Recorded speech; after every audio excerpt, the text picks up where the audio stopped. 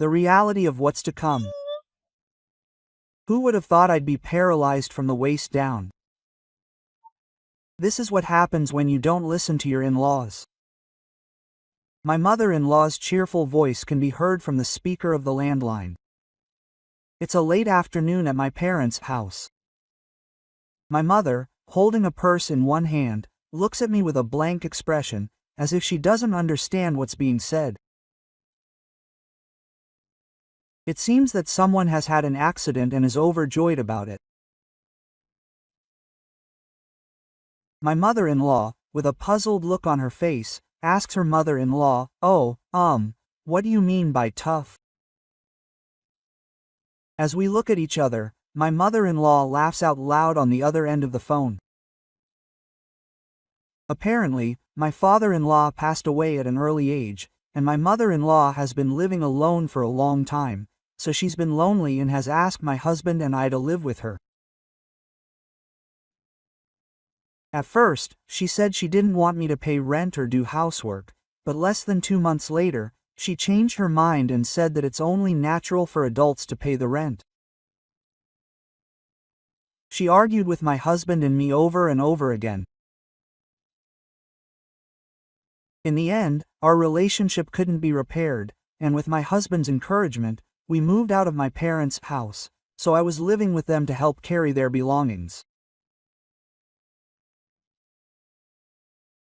My mother-in-law, who has a mean personality and has been causing me trouble every day. Just as she used to hurl nasty remarks at me, she said this to my mother, "That's why. That idiot girl's brakes didn't work and she caused a big accident. That's ridiculous." Quote. As I passed the station, I couldn't help but speak into the speaker. "Your daughter-in-law, right? I'm fine. What's the accident?" Quote. "My name is Mako. I'm 35 years old and currently work as a salesperson for luxury accessories at a department store. I graduated from a college and have been working at an accessories shop for nearly 15 years.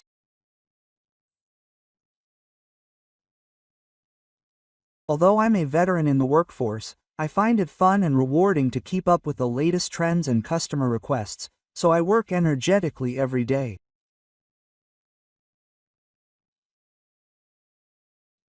The age range of my workplace is wide, but since I sell accessories for women, the sales staff is biased toward women. I'm one of only a handful of single people among them. I've always wanted to get married, and I've been looking for a partner through introductions from friends, but I'm about to turn 35 without finding a partner.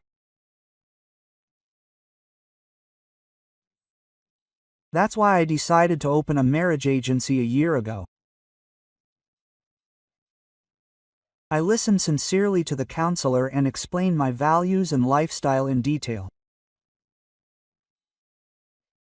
They considered whether these matched, and as a result of the matching process, I met a man named Hart, an engineer. He was a year older than me, and he was pleasant to talk to, and I was very impressed by how he listened to me, even though he seemed a little embarrassed.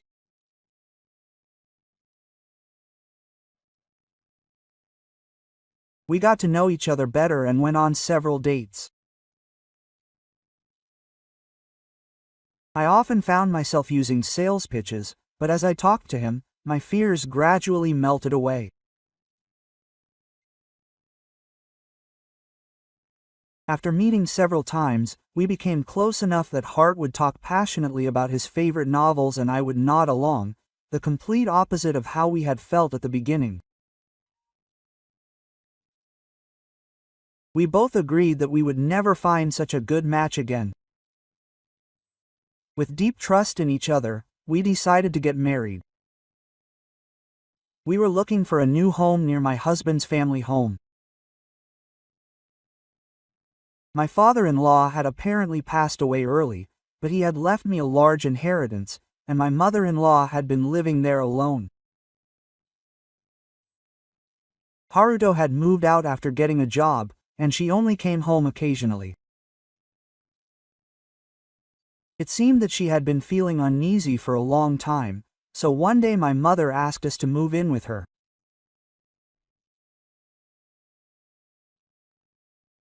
Living alone all the time makes me feel lonely, and I'm at an age where I have to worry about getting sick or injured. If I'm going to look for a new place, I don't need to pay rent, so if you don't mind, could you come live with me? That way we can spend more time together, and of course I won't get in the way of the newlyweds. Please consider this as a way to ease my anxiety. When I visited to introduce myself, my mother-in-law seemed to have a calm and reserved personality. She said that we would share living expenses, and that I, who don't work, would be in charge of housework and cleaning. She seemed to sense how lonely it was to live alone, and my husband and I couldn't just ignore her. We also wanted to have children in the future, so we were thinking of starting infertility treatment. Treatment involves expensive medical expenses over a long period of time. We had planned to cut back on our living expenses in the future because of the cost, but living with my parents would not only save money, but also give us more room to save. We could start treatment in a planned manner. At that point, we started to think quite positively about living together. To be honest, I think it's a dream come true. Rather than living together in the neighborhood and then moving in together, wouldn't it be better to live together now? We'd have to change our lifestyles so many times, and it would be a waste to even wait until the day we moved in. That's right. I don't want my mother to look so lonely. Living together in the Oni family was nerve-wracking, especially since we were in a marriage-locked relationship. But there didn't seem to be any better solutions, both financially and mentally, for my mother-in-law. We talked it over and decided to live together in a different household. When my mother-in-law heard our answer, she said, "Thank you. Thank you so much. Being a family makes me happiest," and she cried tears of joy. We started our new life without having to move in any of our belongings. But after a short time, my mother-in-law's attitude had completely changed.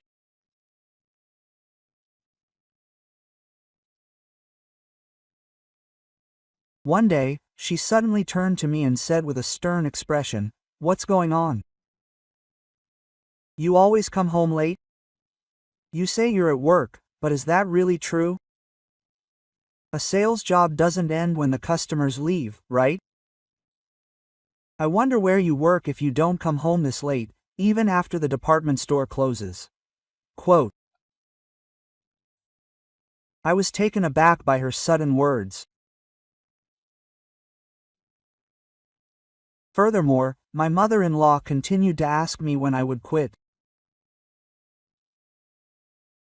I have been entrusted with a position of responsibility. My work is not limited to sales, as I have meetings scheduled at department stores and other stores, so it is not unusual for me to work overtime every day when I am semi-busy. Of course, my husband knows this and has supported me without saying anything even when his wife stays later than him.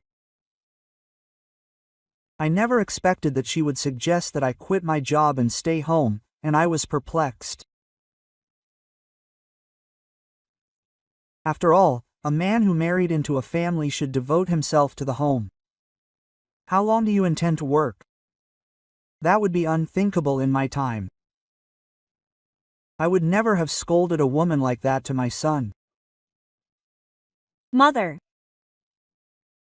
I value my work too, and Haruto and I have decided to support each other in our lives. It is my husband and I's choice to continue working as we have been. I managed to argue back, trembling. However, my mother-in-law became even stricter and laughed at my words. A woman working will only disrupt the family. Mako-san has a responsibility to look after the house while her son is away. You should understand that better. My argument was ignored, and my mother-in-law only tolerated my decision to quit. Gradually, my mother-in-law's delusions intensified, and she began to make ridiculous remarks, such as, "Isn't there something you can't say, that's why you haven't come home?" So I hurriedly spoke to my husband and had him intervene. Of course, there was nothing to be ashamed of. My husband was also shocked by my mother-in-law's outward behavior, but he intervened. He was dissatisfied, but he seemed to have given up on me enough to just complain. However, she continued to be sarcastic towards me. On the contrary, she suddenly said, "Oh, I don't feel like paying rent." "But you don't need rent in the first place. I just want you to live here." Quote, "Don't you understand that that's just an adult's excuse? Even in your parents' house, you have to be polite, so don't you feel ashamed of living here for free? If you want to continue working so much, how proud you are of yourself when you receive your salary as nothing." My mother-in-law began to propose something completely different from the initial conditions, trying to turn the promise into protection. Even though there is an inheritance, my husband and I are responsible for most of the daily living expenses. I don't think anyone around her has any financial complaints. And yet, it would be troublesome for us if she said that the conditions for living together were just a consideration. I firmly retorted to my mother-in-law at her extremely rude behavior. She said she came here because she didn't want any rent. But if that's not the case, my husband and I should move out immediately. My mother-in-law's face immediately turned red and she started making a big fuss about how ungrateful she was. She didn't even pay the rent, let alone the parking fee. It seemed that she wanted to steer the conversation in the direction that even if it wasn't rent, she should at least pay the parking fee since she was letting her live there. She asked me to pay it as a parking fee, not as rent, but as a parking fee, but in terms of financial burden, it didn't make any difference. Furthermore, the amount my mother-in-law suggested was considerably higher than the average price of apartments in the neighborhood. I first consulted with my husband, and we agreed to give him some money every month. He probably just wanted some pocket money. My mother has been living alone and living frugally for a long time, so it's cheap if she can cover a little selfishness with money. It seemed like she was having a really hard time with my mother, and she spoke in a reserved manner. Kazugaku did as he asked, but when he gave him some as pocket money, his mother-in-law's attacks stopped temporarily. Although it was a bit disappointing, just when he thought that one problem had been solved, another incident occurred. To his husband's sister, Komi, who was also his sister-in-law, had returned. My sister-in-law had gotten married and moved out, but they had divorced for some reason. One day, she suddenly announced that she would be living here from that day on, carrying a large suitcase. I know it's a bit sudden, but it turns out that her husband had been cheating on her. That's why I came out and handed her the divorce papers. It's okay. I've been a housewife for a long time, so I won't make you suffer. Even as she said this, Yoshimi demanded a fancy dinner, saying, "Let's have some rice since we're here." His mother-in-law seemed happy that her daughter had returned, so she didn't have to worry about her, and it was clear that she was on her side.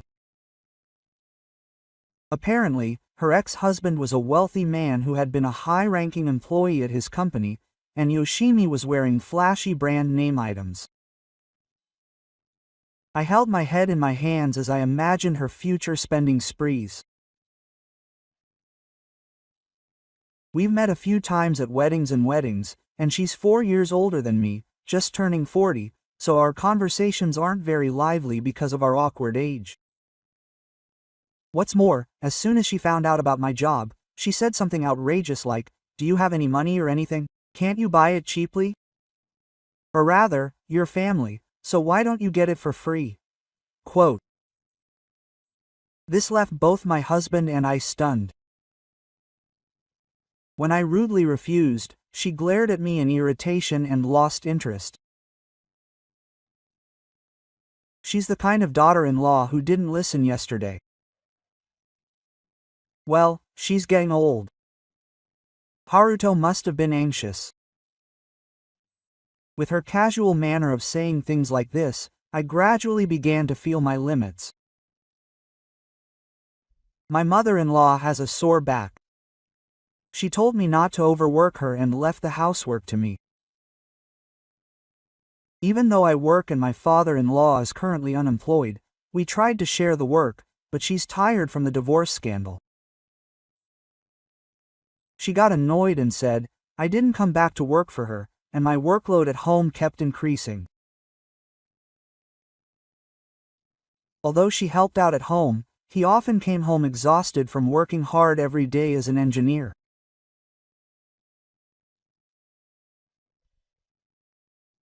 Eventually, my stress reached its limit, and I would suddenly burst into tears, have trouble sleeping for days, and it was no longer a matter of starting infertility treatment.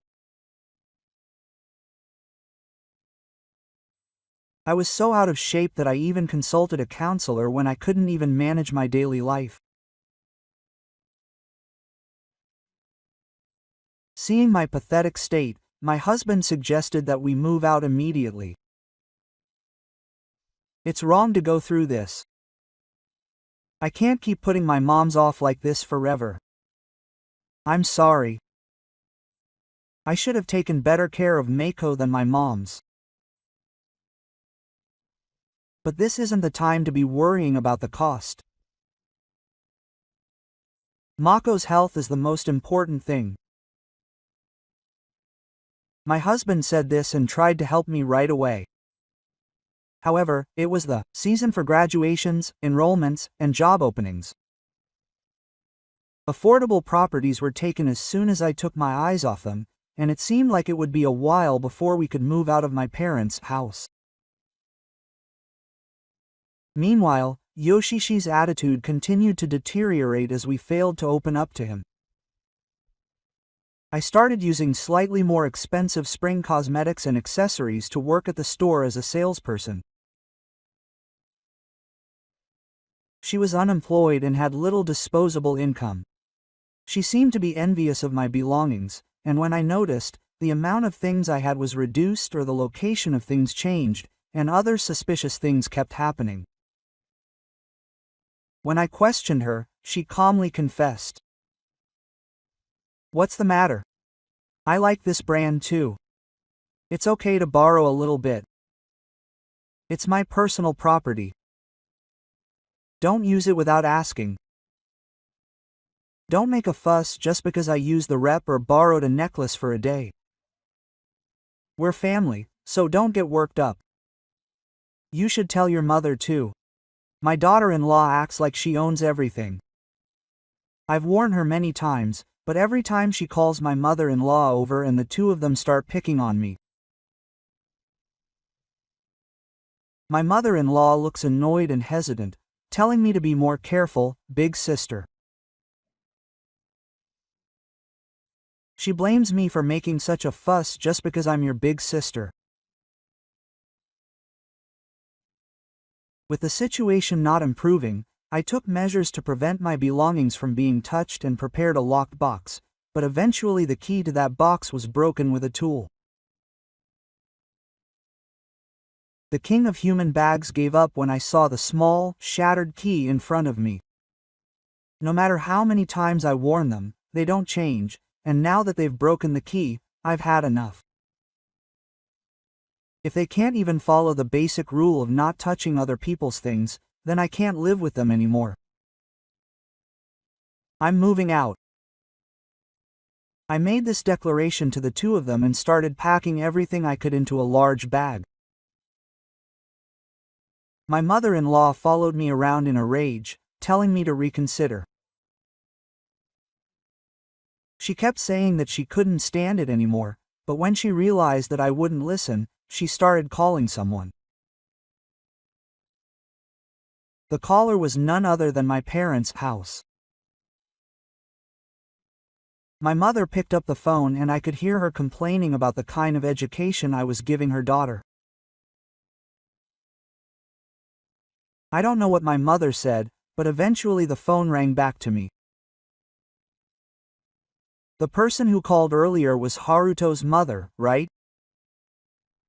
She said something really strange to me. Are you okay? Are you having trouble with your mother? It seems that my mother-in-law's rude words had gotten the better of me, and when I explained the situation, my mother became furious. She told me to come back right away. My husband, who heard the story later, also encouraged me to leave the house, saying that he would come and get me if I found a new place, so I started preparing in earnest and left my parents' house the next day. Of course, my mother-in-law didn't come to see me off or stop me. I planned to go back and forth between my parents' house, and my workplace while packing up my belongings at my parents' house. A few weeks later, I was cleaning my parents' house in the morning because I had to go to work in the afternoon. Then the phone at home rang. When my mother checked, she said, "It's your mother," and picked up the phone with a dejected look on her face. My mother, who was answering the phone, eventually made a strange face and signaled to me. It seemed that my mother-in-law on the other end of the line was saying something strange. I put the phone on speaker, and a familiar, loud voice came out, sounding cheerful. Life is going to be tough from here on out. I never thought something like that would happen to that child. What do you mean, who is going to have a hard time? That's what they say, daughter-in-law. I guess it's like karma goes with the flow. Your stupid daughter had a bad break and got into a big accident. We looked at each other, huh? There was no accident or anything. I haven't left my parents' house since this morning. My mother-in-law is on another deadline and is talking about something. And to think she caused a major accident before she went to work. It's my fault for not stopping. This is so strange. There are just too many questions to answer. I called into the speaker to stop my mother-in-law from talking. You mean me by daughter-in-law, right? I'm fine. What's an accident? You're kidding me, right? What do you mean?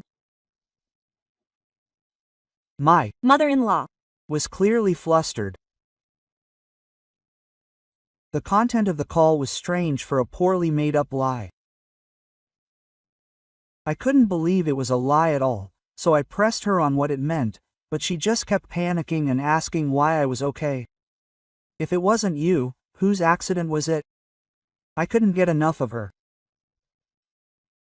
As I kept pressing her, my husband, who seemed flustered, appeared before my eyes. He rushed in and grabbed my shoulder, and as if he had confirmed that I was okay, he showed a relieved look on his face. Well, I'm glad I'm okay. What on earth happened? Mom and Haruto. What happened? When I asked, Haruto suddenly told me that the knight had been in an accident. Oh, big sister, I'm glad Meiko wasn't involved. We're heading to the hospital now. Will you come with me? My husband asked me to, and I nodded without hesitation. We changed our afternoon shift to a day off, and we hurried to the hospital. When we got there, Yoshi was still receiving treatment, but we were told that his life was not in danger and that he was conscious. His mother-in-law, who had been dazed, was also there, and the husbands were relieved at first. After that, they went to the hospital and his parents' house, and while they were preparing the things he would need for his hospitalization, the treatment was over. Yoshi was taken to the hospital room, lying on the bed in a limp, pitiful state.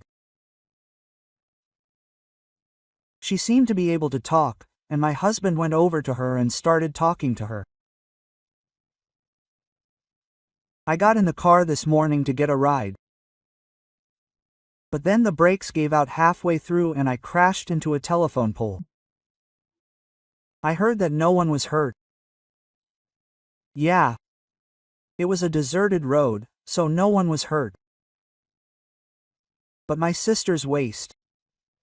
We had already heard about the idiopathic psychiatric disorder caused by injuries sustained in a self-inflicted accident. Yoshishi was able to stop one person with his quick rescue, but he had hit his waist badly. As a result, he is now unable to move his lower body. He can no longer move his legs or walk, and there is no way he can live on his own. It is almost certain that the paralysis of his lower body will remain as idiopathic psychiatric disorder. Yoshishi, who was given the sentence with the explanation from his husband, could not believe it. He cried and tried to sue the maintenance company, but since he could only move his upper body, my husband easily restrained him. Certainly, the reason the brakes were not working could only be due to poor maintenance. I suddenly noticed my mother-in-law, who was sitting in the corner of the hospital room, looking very upset. Are you okay, Mom? I had been through a lot, but I couldn't afford to hold a grudge in a situation like this. I was worried because she looked like she was about to collapse, but my mother-in-law didn't say anything when I called out to her. At that moment, my husband asked her if she had any idea what had happened. His voice was so cold and stern that I was surprised and looked at him. I'm asking if you have any idea about my sister's car accident. My mother-in-law, trembling and pale with a pale face, shook her head and said no. No matter how many times my husband asked, the answer was the same. She denied it and said she didn't know, but I gradually had a bad feeling inside. My husband excused his father-in-law and operated her smartphone. All the cars the family owned were equipped with dashcams, and several weeks' worth of footage could be viewed using a dedicated app. He called up the data from his father-in-law's car and pressed the play button on the spot. There we saw an astonishing sight. This must be my mother. The lights came on in the garage and my mother-in-law's face appeared. I could see her peering into the car from behind the hood. She seemed to be carrying something, as she repeatedly crouched down and carried it to the front of his car. The dashcam recorded both video and audio, so I could hear the sound of something being dragged and her talking to herself. This is difficult. Huh, is it this way that it's so heavy? I think this is the right line. From the occasional sounds of her words, I could tell she was crawling under the car, searching for something. Then there was a loud bang. She was cutting something under the car. Both Yoshishi and I immediately understood what she was doing, and we could see the blood running down her hair. My mother-in-law began to shake violently as she was confronted with the video. Terrifying words could be heard from the video in her mother-in-law's voice. Now the daughter-in-law is going through hell. I could understand her attitude when she called my parents' house. My mother-in-law probably really wanted me to cause an accident. But it was Yoshishi who actually caused the accident. In the first place, she had mistaken my car for hers, but it turned out that she had taken the risk of doing something dangerous. I can't believe it. Mom, what would you have done if I had died? Yoshishi, who was furious when he learned the truth, asked her, but my mother-in-law immediately shouted that she hadn't been able to tell the difference between the cars. There was an unavoidable reason why my mother-in-law had mistaken the cars. In fact, my mother-in-law and I happened to be the same breed and color. It was discovered on the day my girlfriend came back home in a regular black domestic minicar, and we were both very surprised. My family home didn't have a parking space, so I left the car at my parents' house. Since I was planning to move out of my parents' house completely, and because of the change of address, I left it there except when I used it for work. There's no way we could have made a mistake since we use it regularly. We each have a designated spot in the garage to park. However, she always stands tall over me, and at any given time she chooses the one that's easiest for her to park in. No matter how many times I warn her, she never changes, so it's no wonder my mother-in-law can't tell which one is which. I also used the car yesterday, but when I got back, my father-in-law's car had already taken my space. I didn't feel like talking to her anymore, so I parked in her space and went straight home. But my mother-in-law had no idea that such a situation existed. She doesn't know much about cars, so she mined it without realizing it. The knight cried coldly and attacked my mother-in-law, saying it was her fault for not checking properly. My mother-in-law must have panicked too, because she started parking in the wrong place for no reason. Why is it your fault for not parking in a different place? What are you going to do now that you're in such a bad shape? What are you going to do? Is it my fault? It's your mother's fault, isn't it? It wasn't Chico who caused this incident, it was your mother. The two of them were exchanging insults, and the hospital was in chaos. My husband called the police because it became clear that I had driven into the car after taking me out of the hospital room.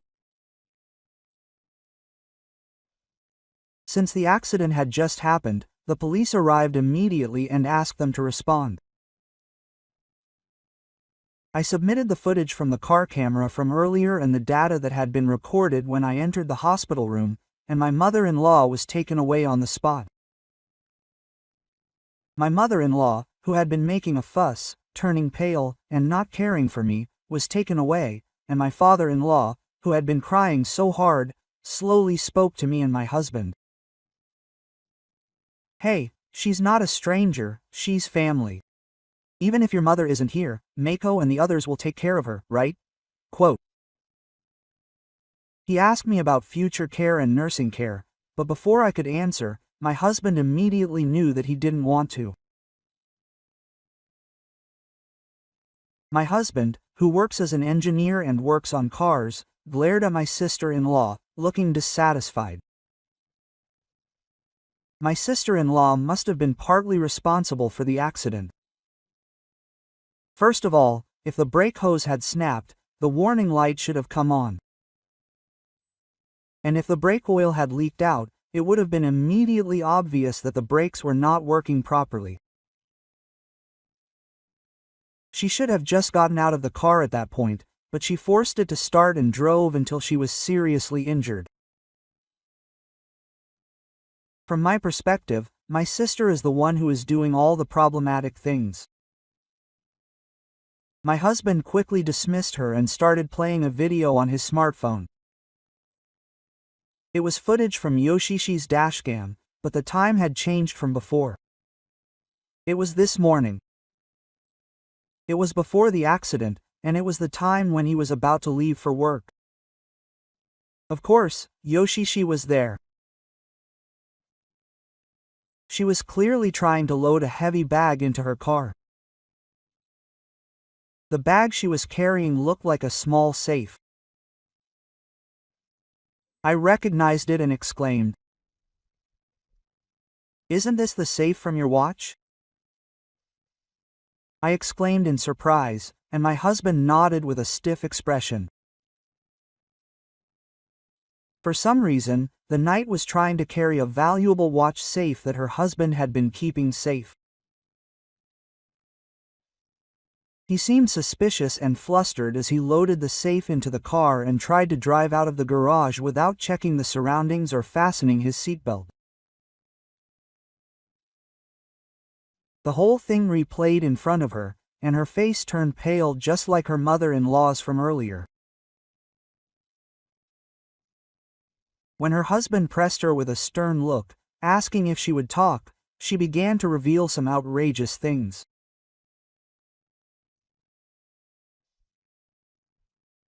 At first, Yoshishi explained that he had driven the car to go to work, but in fact he had intended to take the watch and the safe with him and sell everything.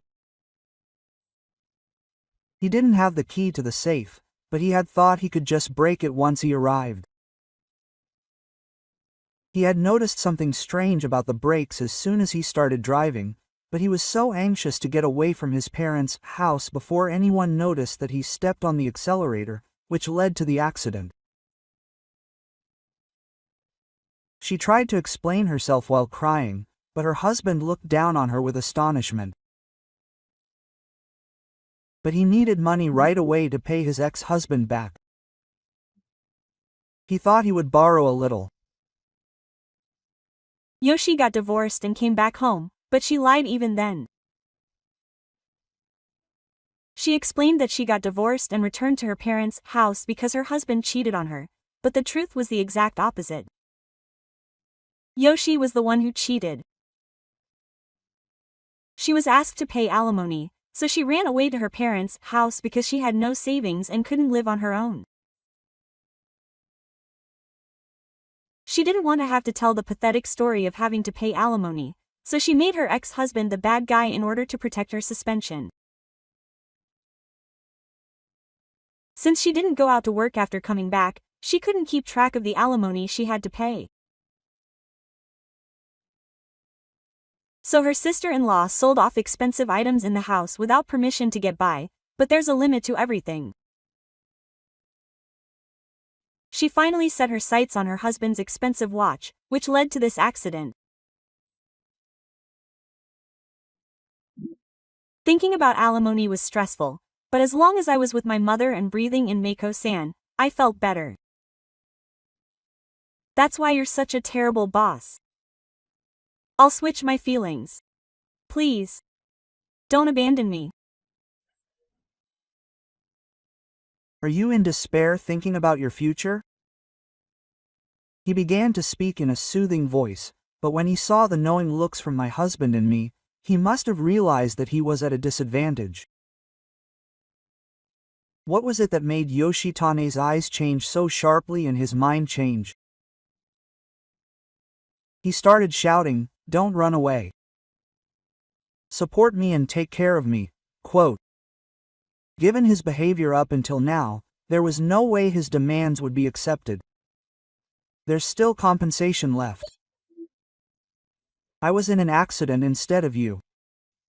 Are you so ignorant that you ruined someone's life? You should pay for it instead. My husband and I listened in silence, but Yoshitane, perhaps because he was tired from the day, gradually began to spout off meaningless content. He was making so much noise that several nurses rushed to the scene, and my husband and I left the hospital room, agreeing to never come back.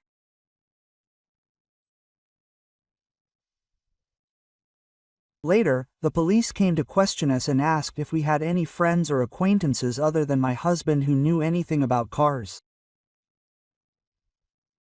What my mother-in-law had done was nothing short of a criminal act, so we couldn't let her be arrested. However, there were still many unknowns, such as how my mother-in-law, who doesn't drive and doesn't know much about cars, came up with the idea of cutting the brake hose, and how she got the tools to do it. However, neither my husband nor I could think of anyone who might fit the bill. A few days later, the investigation revealed the shocking truth. It turned out that my mother-in-law had been infatuated with a young man she had met before my husband and I got married, and had been paying him money. The man was a very unscrupulous man who targeted elderly women and pretended to go on dates with them to extort money from them. My mother-in-law had been using her inheritance from Gifu and her living expenses to go on dates with the man, but when she began to struggle with her meager savings, she asked him to live with us, thinking that he would support her. Not satisfied with that, he tried to collect money under the pretext of rent and housekeeping, but we repeatedly refused to pay, saying that it was not what we had agreed to, and at her wit's end, my mother-in-law consulted the man. There, he told her something terrifying. If my wife died, her husband, her son, would receive the insurance money. If I use this, I can spend every day hanging out at an expensive hotel in an amusement park. My mother-in-law had long since become obedient to the man, so she jumped at the man's suggestion, bought the tools he specified, and put them into action. However, the car that was actually used to mine was the master's car, which led to this tragedy. The young man's identity has also been revealed. He was questioned, but the man said that he had spoken to her before, but that it was all a joke. He didn't tell her what to buy. He denied everything, saying that he had said nothing.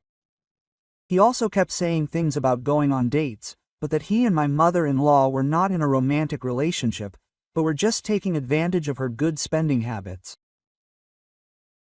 He insisted that he wasn't serious, so he couldn't commit a crime. However, as a result of manipulation by the police, who became suspicious, evidence was found that the plan to steal my insurance money from my husband was a serious one. Furthermore, other crimes, such as intimidation of women other than my mother-in-law, were revealed. Thus, the man was taken into custody along with my mother-in-law.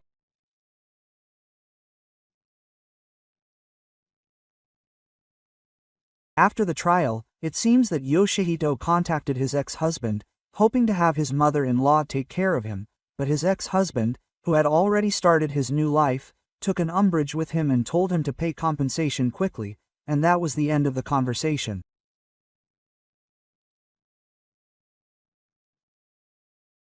He started using a helper from the welfare service, but Knight was selfish due to his father's death. No matter how many times he was warned, he treated the helper in charge like a pawn, so he was rejected by more and more private services, and he finally had no choice in who to choose.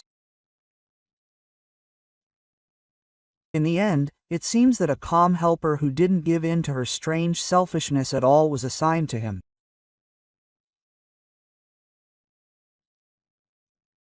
It seems that Knight repeatedly asked for someone who was cold and kind, who was considerate of others, but had the warmth of a good person, but no one came forward to replace the helper who was cold but did the minimum amount of work.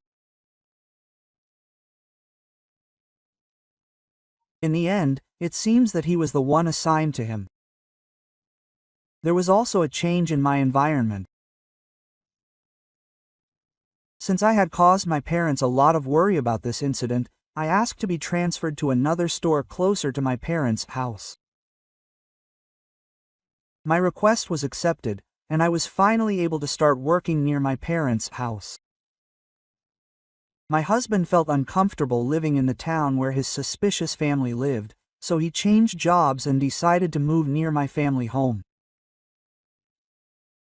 It will be a fresh start in a new place, but he is always trying his best to help me out, as he is concerned about the hardships he has caused me. My husband's watch, which was stolen by Yoshishi, was kept by the police for manipulation purposes, but was eventually returned. The safe was damaged due to the impact of the accident. Several of the watches inside were also broken, but my husband said that he would use this as a way to share the family's belongings, and he has decided to cut off all ties with his family. My husband and I have both gotten used to the new environment. And now we are in the process of choosing a hospital to begin infertility treatment, which was our original goal.